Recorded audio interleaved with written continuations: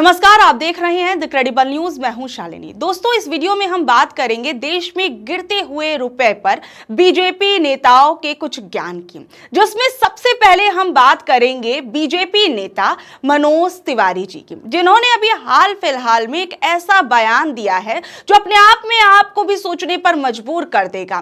दरअसल बीजेपी के नेता मनोज तिवारी जी ने बड़ी मासूमियत के साथ ये कहा है कि भारत के लोग तो रुपए से खरीदारी करते हैं, डॉलर से नहीं। इसलिए डॉलर महंगा हो या सस्ता कोई फर्क नहीं पड़ता।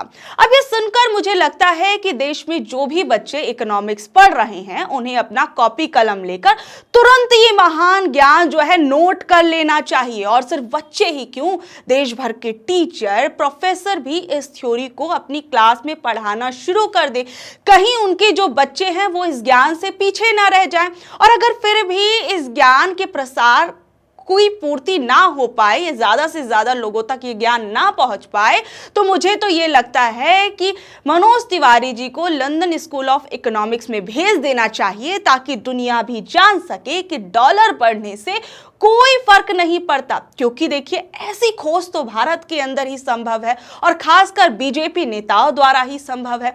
लेकिन सोचिए, तिवारी जी जो है वो गिरते हुए रुपए पर सफाई देने के बजाय वो ऐसी उलझुल बातें कर रहे हैं। इस बीच में तिवारी जी को मेरा एक छोटा सा सुझाव है, कभी उन्हें अगर फुर्सत मिले तो 12वीं क्लास की इकोनॉमिक्स की किताब को वो जरा पलट कर देख लें।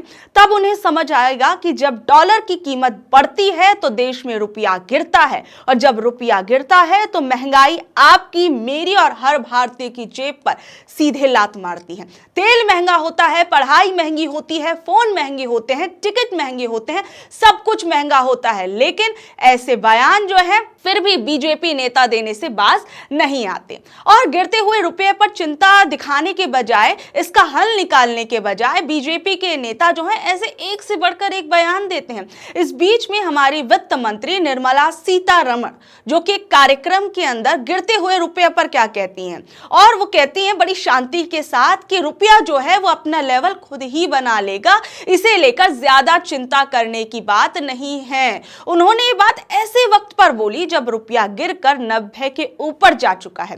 सोचिए, रुपया अपना लेवल जो है वो खुद ही बना लेगा। ये सुनकर ऐसा लगता है जैसे रुपया कोई साधु महात्मा है जो हिमालय में ध्यान लगाएगा और अपना लेवल जो है वो खुद खोज निकालेगा।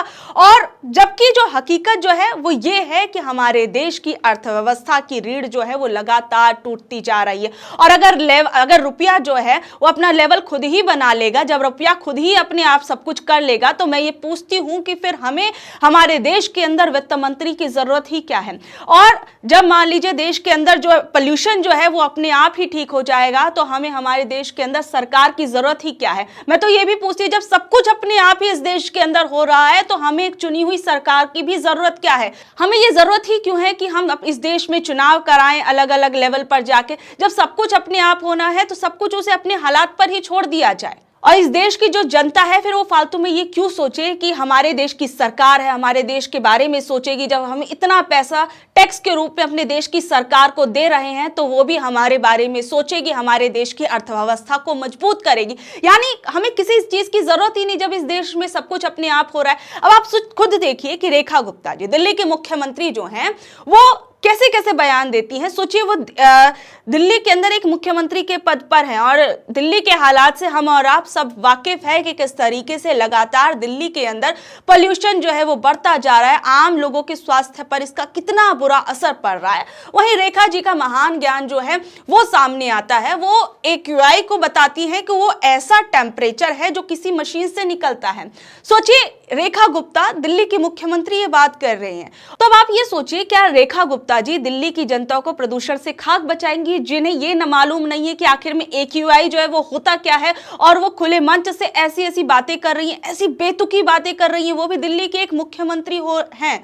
और जब दिल्ली के अंदर हालात जो है हम और आप सब देख रहे हैं कि कितने बद से बदतर जो है वो होते जा रहे हैं, और इसी पोल्यूशन को लेकर जब दिल्ली के अंदर बीजेपी की सरकार नहीं थी तो वो दूसरी पार्टियों पार्टियों को कैसे घेरती थी, जो दूसरी पार्टियों की जब सरकार थी तब इस मुद्दे पर बीजेपी कैसे चढ़कर आ जाती थी। लेकिन आज इन तमाम चीजों से बीजेपी पार्टी के नेता हो, बीजेपी की मुख्यमंत्री हो, वो तमाम लोग बचते हुए नजर आते हैं। और AQI पर तो उनका अपने ज्ञान मैंने आपको बता ही दिया कि आखिर में वो क्या ही कह रही हैं। और इस कड़ी में मैं एक और आपको बीजेपी के ही मंत्री जी का बयान बताती हूँ। ये जो अगला बयान है वो है केंद्रीय मंत्री अर्जुन राम मेघवाल जी का। उन्होंने भी नई थ्योरी दी। पत्रकारों ने जब उनसे पूछा कि डॉलर के मुकाबले रुपया 90 तक कैसे पहुंच गया, तो मेघवाल जी बोलते हैं, अरे पहले ये तो देखो कि हमारी इकोनॉमी कितनी बड़ी है और हम कितने देशों में डॉलर की जगह रुपए से व्यापार कर रहे हैं। इसका मतलब है कि रुपए की जो ताकत है वो बढ़ रही है। मतलब सीधी भाषा में रुपया जितना गिर रहा है उतना ही मजबूत हो रहा है बीजेपी नेताओं की नजरों में।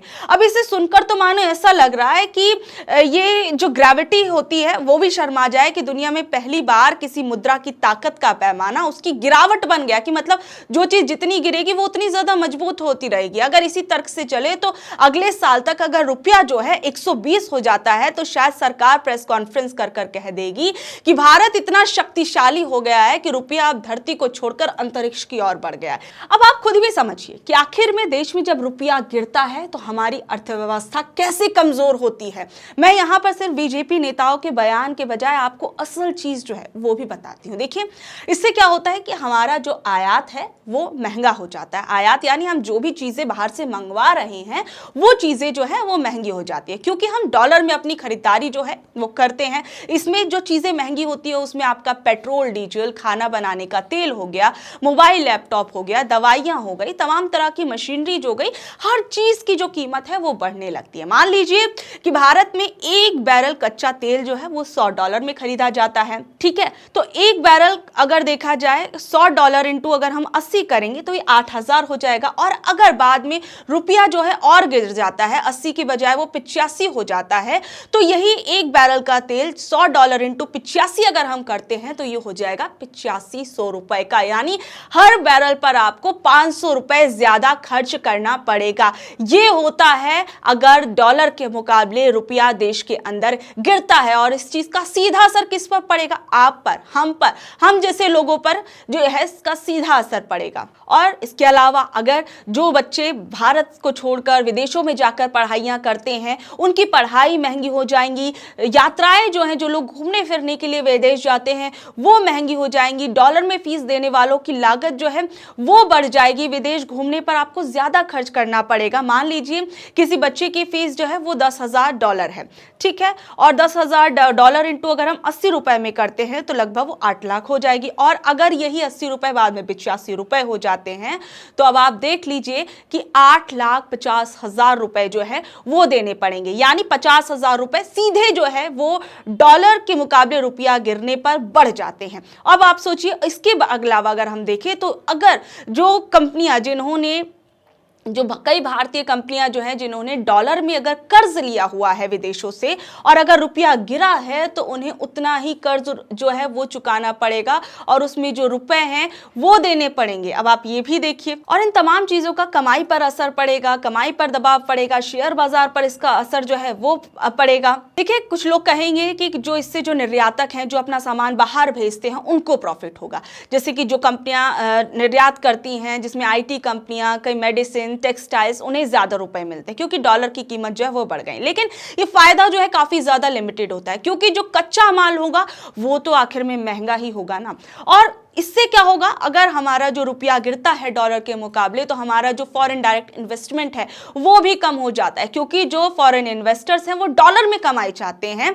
और इससे क्या होगा, सीधे तौर पर वो अपना पैसा जो है वो मार्केट से निकालने लगते हैं, शेयर बाजार जो है वो गिरने लगता है। और जो तमाम चीजें सरकार खरीदती है, तेल हो, सोना हो, दाल, इलेक्ट्रॉनिक सामान, जो भी खाने पीने की चीजें, तमाम चीजें अगर बाहर से सरकार खरीदती है तो वो भी जो है वो उसका बिल भी लगातार जो है वो बढ़ता है। और शायद आप में से बहुत से लोगों को ये खबर भी मालूम नहीं होगी, मैं आपको बता दूं कि अभी अगस्त महीने की बात है जब भारतीय रिजर्व बैंक ने अगस्त के महीने में रुपए की गिरती कीमत को संभालने के लिए एक कदम उठाया था। उस समय डॉलर के मुकाबले रुपया लगातार कमजोर हो रहा था और 88 रुपए के करीब पहुंच गया था। बाजार में बढ़ती अनिश्चितता और विदेशी जो इन्वेस्टर्स थे उनकी तरफ से पैसा निकालने और जो ग्लोबल लेवल पर परेशानियां चल रही थी तो इसकी वजह से जो रुपया था उस पर काफी ज्यादा दबाव बना हुआ था। इस गिरावट को रोकने के लिए आरबीआई ने अगस्त में 7.7 अरब डॉलर बेच डाले थे। किस स्थिति पे हमारा देश सोचिए वो आ गया था कि डॉलर बेचने पड़े। आरबीआई का मकसद ये था कि रुपए को किसी खास स्तर पर बनाए रखना नहीं होता, लेकिन जब उतार चढ़ाव बहुत ज्यादा हो जाता है तब वो बाजार में हस्तक्षेप करता है। और अब आप ये खुद देखिए कि किस तरीके से क्या स्थिति आ गई कि डॉलर को जो है वो बेचना पड़ा। और ये किस लिए किया गया था? ताकि जो रुपया गिर रहा था लगातार उसे संभाला जा सके। लेकिन फिर इस महीने के अब हम दिसंबर में आके क्या देखते हैं कि रुपया 90 पार चला जाता है और उस पर कई बीजेपी के नेता और कई जो लोग हैं या कई सेलिब्रिटीज जो पहले 50-55 भी अगर जो रुपया पहुंच जाता था उस पर एक से बढ़कर एक बयान देते थे, और आज वो लोग बिल्कुल चुप्पी साधे हुए हैं। उस पर बीजेपी के नेता जो है आकर क्या कुछ कह देते हैं वो तो मैंने आपको बताया ही। और अब आप खुद देखिए कि क्या स्थिति आ गई। आरबीआई ने अभी हाल फिलहाल में अगस्त में ही डॉलर को जो है वो बेचा था। तो ये तमाम चीजें जो है आप खुद समझ सकते हैं कि एक तरफ जहां हम लगातार अपना जो आयात जो है वो बढ़ा रहे हैं, हमारा जो निर्यात है वो आयात के मुकाबले काफी ज्यादा कम है, और ऐसे में जब किसी भी देश के अंदर जो है वो आयात जो है अगर निर्यात के मुकाबले ज्यादा होता है तो कहीं ना कहीं ये हमारे देश की अर्थव्यवस्था के लिए अच्छे संकेत नहीं माने जाते। और ऐसे में जब रुपया डॉलर के मुकाबले लगातार गिरता है तो इसका सिर्फ किसी एक व्यक्ति पर नहीं, आप पर, हम पर, हर उस व्यक्ति पर असर पड़ता है जो भारत के अंदर रहता है, जो भारत के अंदर टैक्स देता है और भारत के अंदर भारत के सामानों को इस्तेमाल करता है। तमाम चीजों पर इसका असर जो है वो पड़ता है। तो ऐसे में ये सवाल जरूर पूछा जाना चाहिए कि आखिर में हमारे देश की अर्थव्यवस्था को लेकर जो सरकार लगातार ये कहती है कि हम मजबूत हो रहे हैं, हमारी जीडीपी बढ़ रही है, सब कुछ हो रहा है, लेकिन उसके बावजूद हमारा रुपया आखिर में इतना क्यों गिर रहा है? तो बहरहाल आप लोग इस बारे में क्या कुछ कहेंगे नीचे दिए कमेंट बॉक्स में जरूर बताइएगा, और ऐसे अपडेट से जुड़े रहने के लिए देखते रहिए द क्रेडिबल न्यूज। मैं हूं शालिनी, धन्यवाद।